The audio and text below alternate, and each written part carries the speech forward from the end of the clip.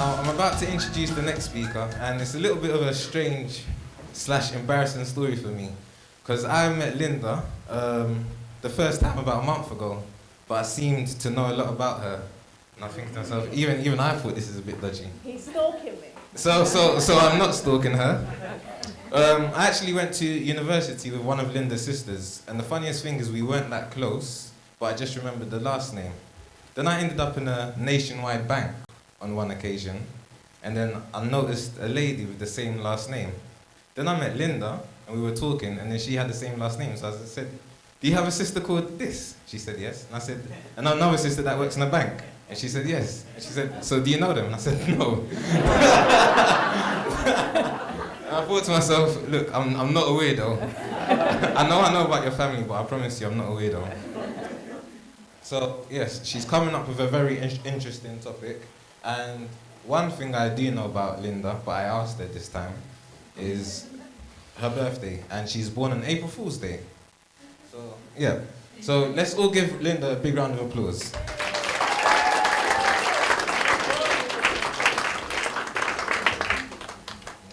Hi guys. I am going to be speaking to you today about getting out of your own way. Specifically, I'm going to be focusing on how fear and negative self-talk sometimes prevents us from taking action towards fulfilling our dreams and ambitions. And I'm going to use my journey in business to illustrate how this has been evident for me. Just by a show of hands, who has experienced fear at any point in their life? Okay, so we've all got that in common. Out of everyone that put their hands up, how many of you have maybe not taken any steps towards doing something that you wanted to do because of fear? Okay, cool. So then you might be able to relate to some of the things that I say today. Just to prove that I'm walking the walk, before today I had a crippling fear of public speaking. And so when I got the email from Sue and Darren saying that we were going to have the first MOE conference and to express interest in it, if you're interested in speaking, submit a proposal, I thought I need to walk the walk and submit my interest. And hopefully I won't be shortlisted, but I was, and I'm here. So yeah, hopefully have I got the sympathy vote? That was my pathetic attempt at getting you guys on my side before I get into it. So yeah, I will go into the journey, but just there are two characters that are gonna show up in this talk. One of them is the gremlin, which represents the negative self-talk that sort of builds the fear within us, and the other one is the angel. So that's the part of you that kind of believes in yourself, that roots for you. It's the cheerleader on the sideline. So 4 years ago, I decided to set up my own business. Just to give you the sort of picture as how that happened. I was in a relationship, about to get married, had the wedding paid for. 4 months before the wedding, I decided it was a bad idea, so I cancelled the wedding and got out of the relationship. So I was single, working in a startup business, and received an ultimatum. And one of the partners basically said, "You're either going to keep your opinions to yourself and leave." And I thought, okay, that's not really a choice, so bye. So here I was, out of a relationship, had no money, no job. But one thing I knew is that I wasn't going to get a job. But those circumstances sort of kind of led me into a depression, because I had nowhere to stay, no money, no man, and I decided to start a business. A perfect situation to start a business. No, don't listen to me. Be more stable if you decide to set up a business. So I was homeless for a brief period of time, and I was living in my car, and I had a Mini, and as you can see, I'm not the smallest of people, so it wasn't the most comfortable, but I was able to get a place, but it had no furniture. So one of my friends bought me a bed. So it was me, my bed in a vacant house, my laptop and my phone, and that's how my business was born. And the gremlin showed up. So here's the gremlin on my shoulder, tapping me saying, "Are you okay? You want to start a business? you're not gonna, how are you gonna make a success out of this? You've got no money, nobody knows you, why is anyone gonna wanna work with you? You're in recruitment, no one looks like you, so you're absolutely out of your mind. I was thinking, this gremlin's got a point. What am I doing? So I was filled with fear, but the cheerleader was silent, the angel was silent on the other side saying, you can do it, you've been successful in the companies you've worked for, so you can take that success into your own life. But it was quiet, and I was just sort of like, no, who am I? Why am I doing this? And I'm crazy, but go and get a job. No, I don't want to go and get a job. Okay, well, I'm stuck here. So I was kind of in this, stressful position, and I decided to persevere. So I would make calls, go to meetings, but I was going with this fearful energy and this sort of doubt that it wasn't going to work out, and of course it didn't. I would get contracts, and for whatever reason they'd fizzled out because I wasn't energetically attracting success. And then one day, one of my friends sends me a message on Facebook saying, I came across this advert. James Caan, for those of you who don't know James Caan, he's a very successful recruitment entrepreneur who was on Dragon's Den. He owns a private equity business that invests in recruitment company. He was advertising for a recruitment entrepreneur, and he had £500,000 to invest into a business or an individual. And she suggested I should apply. And I thought, why would I apply for that? Why are they going to shortlist me?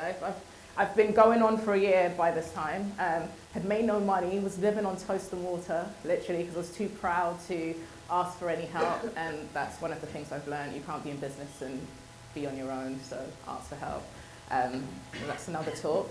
And the voices came back. So, Gremlin,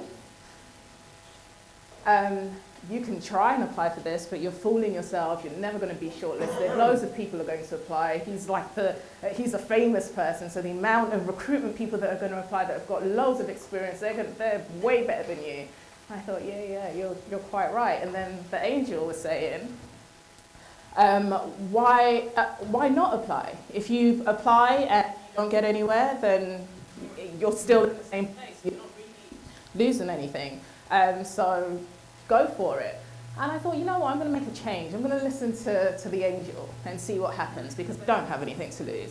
So put in an application and waited to see. Well, actually, I forgot about it. I went on with life. A week later, got a call to say that I've been shortlisted from 13,000 applications as one of 200 companies to pitch to James Caan. It's like, what? I'm like, sure. So I thought, okay, cool, now what's going to happen? And fear, everything was going on, and Gremlin, it was just a fluke. Don't get your hopes up. Just go, and no point even preparing. So I thought, okay, I'm not going to prepare. It's just when I arrive, they'll see that I'm a bit of a fraud and it won't go anywhere. So met with James Caan, was one of 5 companies around the table. Very impressed. 15 years in recruitment. I was like, I've only been in this for 3 years. So what am I going to say? And I've grown businesses, sold them for millions. Now I'm starting on my own. I was just like, oh my gosh, this is too much. And then I just spoke about me and my journey and my life and how that tied into business. And I thought, okay, that was very different to everyone else. I'm not going to get further. To my surprise, got an email to say, James is really impressed. We'd like to take you through to the second round. What is going on? So the next stage was to write a business plan. I've never written a business plan in my life. I was a year into my business and had no business plan, didn't think I needed one, and had to put one together really quickly. And with the help of one of my mentors who's in the crowd now, I quickly rustled one together, tried to crunch numbers, which I absolutely hate. I'm not a left brainer, I'm more right, but got it done. And again, I thought, it's probably going to be crap. Let's just send it through. Sent it through. They called me in to talk it through, and they said that it was one of the best business plans that they had seen, and it was the most realistic in terms of numbers. I thought, oh my gosh, what is going on? And it was sort of built, my confidence was building. But when I left, I just thought, you know what? The angel's voice became louder. Gremlin's voice was still like, don't get ahead of yourself, you're shit. So if you believe otherwise, you're going to trip over. But the angel's saying, no, if they're seeing something in you, then you should see something in you. And I did. I started feeling more confident. And I left thinking, even if I don't get through, this has built my confidence. I'm ready to go at my business. Got a call and was told that I made it through to the final stage. And I was going to meet with the partners of the private equity firm. So went to the meeting, spoke to them, but I was so relaxed because at this point I really didn't care. You could tell me no, but I'm just so happy, I'm so confident, I'm ready to take on the world of my business. And I couldn't answer most of their questions. They were asking me Dragon's Den questions. I was like, I don't know what you're talking about. Left the meeting, didn't think anything of it again, and then was told that I was one of 3 people that James Caan wanted to offer the investment to. So from not even thinking that I can was... we cheer at that point?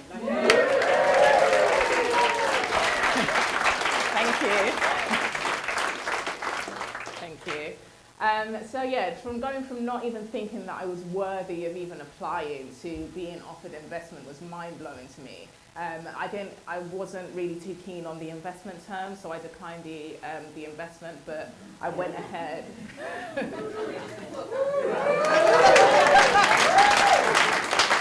Thank you. So I went ahead, and after that, things changed immediately. The energy that I went out into the market was completely different. I was winning contract after contract at a rate that I couldn't even contain, hired staff, got an office, and it just completely flipped around. So the biggest learn was that the gremlin is not actually a mean thing. It's trying to protect you from the unknown.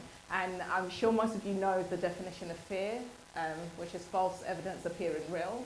Anything that is you're fearing is in the future, and the future hasn't actually happened, so it's not real, there's no evidence in it. The only way you can test whether it's real is to actually do it. And if it is wrong, then, or not the circumstances that you would have predicted, then you've learned a lesson which has contributed to your growth. So I would really encourage stepping into fear, doing it anyway, like I have done today, and it's not so bad, actually. Well, you guys are just really beautiful people, so it's really easy to be in front of you. But yeah, fear is not your enemy, it's trying to protect you. But if you let it know that you're okay, you're going to do this anyway, and step into it, I think you'll be pleasantly surprised about what you're capable of and the sort of things that you can achieve in life. And with that, be courageous and, yeah, fearless. Thank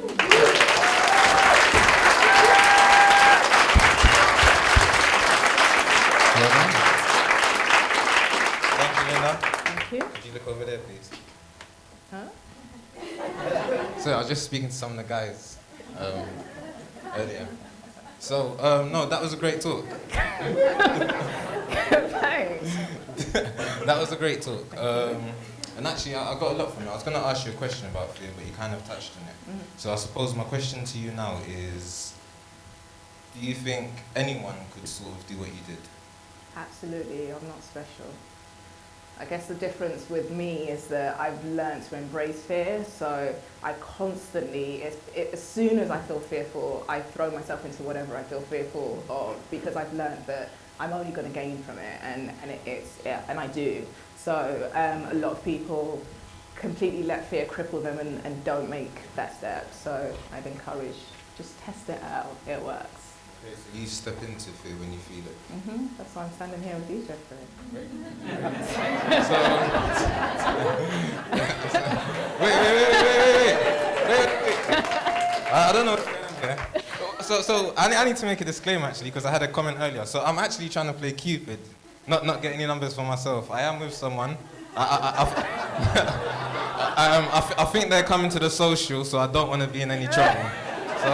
So yeah, I'm not looking for any numbers. Just yeah. Okay. Have we got any questions from the group? Yes, we got a question from Caan. How do you feel after your first public speaking? Feel really good. But with every fearful thing that I do, at the end of it, like leading up to it, it's horrible. Even the first up to 5 minutes of standing here, horrible. But then it sort of, something starts changing. And then I get comfortable, and I'm just like, oh, okay, so all of the things that the gremlin was telling me is not actually true. Like, people, I'm not giving you evils and wishing that you fail, and so it's great. So I will do another public speaking gig. And did I see another hand up? Have we got? Yeah, we've got a hand over there, Darren. Okay, the long way round.